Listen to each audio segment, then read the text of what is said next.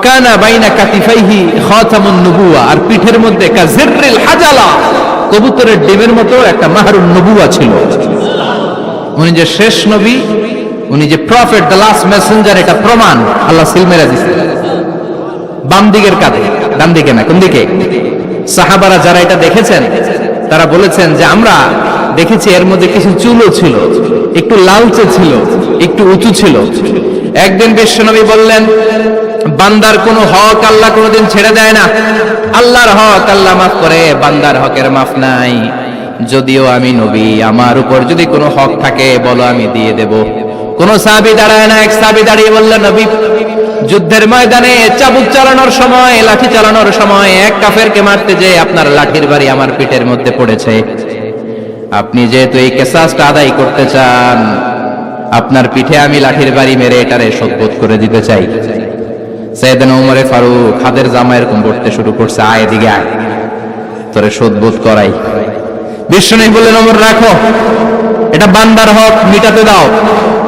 বিশ্বনবী বললেন, আসো, তুমি এসে আমার পিঠে লাঠি দিয়ে চাবুক দিয়ে বাড়ি মারো।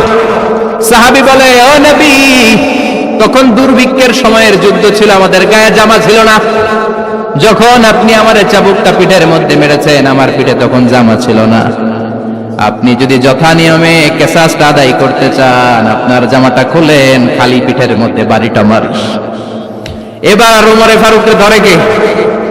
এদিকে আয়, তোরে দেখাইতেছে। বিশ্বনবী বললেন, ওমর থামো, মারতে দাও। বিশ্বনবী উনার জুব্বাটা উপরের দিকে উঠালেন, পিঠের মধ্যে বাড়ি দেওয়ার জন্য ওই সাহাবীকে ডাকলেন। ওই সাহাবী বিশ্বনবীকে পিছন দিক থেকে জড়িয়ে ধরে ওই মোহরে নবুয়তের মধ্যে চুমু দিয়ে ফেলেছে। সাহাবী বললেন, নবী গো, এই নাটক করার জন্য আপনি আমারে মাফ করে দিয়েন। আপনি বিশ্বনবী, উদম গায়ে আপনারে দেখা যায় না, খালি গায়ে আপনারে দেখা যায় না। শুনেছি আপনার পিঠের মধ্যে মোহরে নবুয়ত আছে। অনেক দিনের সাধনা, জল্পনা কল্পনা, আপনার মোহরে নবুয়তে আমার ঠোঁটটা আমি লাগাবো। আপনার মোহরে নবুয়তের মধ্যে আমার ঠোঁটটা লাগিয়ে আমার ঠোঁটটারে আমি জাহান্নাম থেকে পরিত্রাণ করাবো। এজন্য প্ল্যান প্রোগ্রাম করে এতক্ষণ আপনার জামাটা খুলতে বলেছি। আপনার উপরে আমার কোনো হক নাই। আমার আব্বা মা, আমার সম্পদ, আমার জীবন আপনার জন্য কোরবান গো নবী। বিশ্বনবীর পিঠে বাম দিকে খাতামুন নবুওয়া ছিল, মাহরে নবুওয়া। কোন বর্ণনা এসেছে উনি এই মাহরে নবুওয়া দিয়ে পিছন দিকে দেখতেন। বিশ্বনবী যখন নামাজ পড়তেন উনি বলতেন, ইস্তাকিমু ওয়া'তাদিলু ইয়ারহামুকুমুল্লাহ, কাতার সোজা করো, ফাঁকা জায়গা বন্ধ করে দাও। কারণ আমি সামনে যেমনি দেখি, পেছনেও তেমনি দেখি। অনেকে বলেন বিশ্বনবীর পেছনে দেখতেন এই মাহরে নবুয়তের জায়গাটা দিয়ে। এটা ছিল বিশ্বনবীর behind CC camera, behind close circuit camera. আল্লাহু আকবার। বিশ্বনবী ছাড়া কোন নবীর পিঠে এরকম মাহরে নবুয়া ছিল নাকি? কথা বলেন। এজন্য ওই নবীরে গালি দিলে সহ্য হয়? কথা বলেন, সহ্য হয়? আবিয়াদুল ইবতাইন, বগল ছিল শুভ্র সাদা। আমাদের বগল কি সাদা? দুর্গন্ধ, কুৎসিত, কালো, তাই না? বিশ্বনবীরটা কালো? কথা কোন? শুভ্র সাদা। আমরা দোয়া করি এভাবে। বিশ্বনবী মাঝে মাঝে দোয়া করতে করতে বৃষ্টির জন্য যখন দোয়া চাইতেন, আরাফার ময়দানে যখন দোয়া চাইতেন, দোয়া করতে করতে হাতটারে উপরের দিকে করতেন। সবাই এরকম হাত তোলেন, সবাই হাত তোলেন।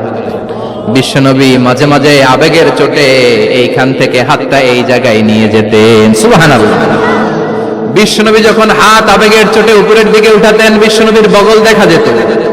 সাহাবারা বলতেন, হাত্তা ইউরা বায়াদু ইবতাইহি, এই সুযোগে আমরা দেখতাম ওনার বগলটা ধবধবে সাদা, কোনো দাগ ছিল না। মুস্তাওয়াল জাবিন, প্রশস্ত ললাট ছিল। আসাম্মুল আনফ, খাড়া নাক ছিল। বিশ্বনবীর নাক কিন্তু বোচা ছিল না। এরকম চারটা নাকরে আপনারা কোম্পানিগঞ্জে কি বলেন? চাকমা? কি নাক? হ্যাঁ, বুসা, নাক বুসা বা বোচা। বিশ্বনবীর নাক এই চাকমা স্টাইলে নাক ছিল না, খাড়া ছিল, খাড়া নাক ছিল। সুবহানাল্লাহ পড়ো। মুফাল্লিজুল আসনান, দাঁতগুলো ছিল পরিপাটি।